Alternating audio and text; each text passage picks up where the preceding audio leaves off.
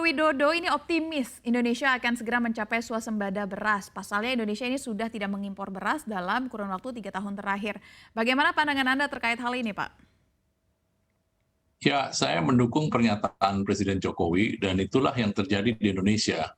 Kita bersyukur bahwa Indonesia mendapat karunia iklim yang baik tahun ini. Dan kebetulan juga dengan iklim yang baik itu petani kita mempunyai respon yang baik terhadap produksi beras kita. Karena itu apa yang disampaikan oleh Presiden Joko Widodo benar sekali. Indonesia relatif aman untuk ketersediaan beras kita. Namun demikian kita tetap harus hati-hati. Mengapa? Karena seperti tadi disampaikan kondisi pangan dunia ini cenderung dalam kondisi yang riskan dan terutama untuk negara-negara yang tidak bisa memproduksi pangannya sendiri seperti tadi disebutkan seperti negara Singapura dan negara-negara lain yang memang tidak bisa menghasilkan pangan secara berkelanjutan mandiri. Nah, satu hal lagi juga yang ingin saya sampaikan, Indonesia ini unik.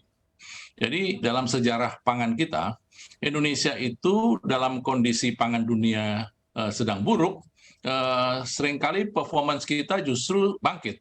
Sebaliknya, kalau kondisi pangan dunia itu sedang surplus, maka performance pangan Indonesia itu relatif memburuk. Dan petani kita cenderung tidak ingin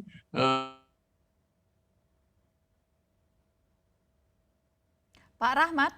saya, Pak Saf. Ya, Baik. silakan. Pak Rahmat, bagaimana menurut pandangan Ya. Anda? Apakah Indonesia akan kuat menghadapi adanya potensi krisis pangan ke depannya atau potensi untuk menjadi swasembada negara swasembada? Apalagi kita kan melihat ya Pak, harga pakan katakanlah ini juga cukup fluktuatif atau dengan adanya penggenjotan hasil dalam negeri ini bisa menjadikan negara Indonesia swasembada pangan, Pak. Ya, jadi Indonesia itu responnya cukup baik, tetapi tentu saja kita harus hati-hati. Kembali yang saya sampaikan tadi, Indonesia harus amat sangat berhati-hati. Bagaimana tingkat kehati-hatiannya adalah bahwa petani kita itu petani yang sangat responsif. Dia bisa responsif kalau harga jual mereka bagus dan farmers inputnya bagus. Jadi benih, pupuk, air, kredit, semua itu harus dicukupi oleh pemerintah kita. Nah, kalau itu dicukupi dan harga bagus, maka respon petani kita akan sangat bagus sekali.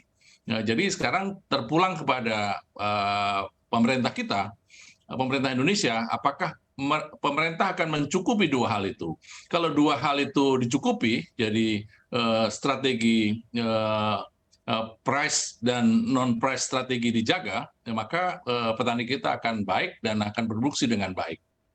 Baik, sebenarnya saat ini kondisi dari produksi pangan di tanah air seperti apa Pak? Karena kan Jokowi ini baru saja menginstruksikan untuk mulai memproduksi pangan strategis demi mencegah krisis pangan di tanah air. Memang sebelumnya belum mulai penanaman atau seperti Mbak apa Saf, Pak? pangan ini kan banyak ya. Pangan ini tidak hanya beras ya. Tadi Pak Jokowi sudah mengatakan sorghum, sagu. Sorghum dan sagu itu baik sekali, tidak usah diapa-apakan, tumbuh sendiri sagunya. Jadi tinggal panen saja. Kemudian sawit kita berlimpah, berlebih malahan di TBS kita. Jadi sebenarnya di dalam banyak hal kita ini surplus, tetapi dalam banyak hal lagi kita juga defisit. Jadi yang surplus itu adalah beras kita surplus, telur kita surplus, ayam kita tadi pagi saya mendengar kabar bahwa Carun Pokpan ekspor ke Malaysia. Jadi ini adalah langkah yang bagus. Di satu sisi Singapura kekurangan, di sisi yang lain Indonesia surplus, kita bantu Singapura, kita bantu konsumen Singapura supaya konsumen Singapura juga mendapatkan pangan dari kita.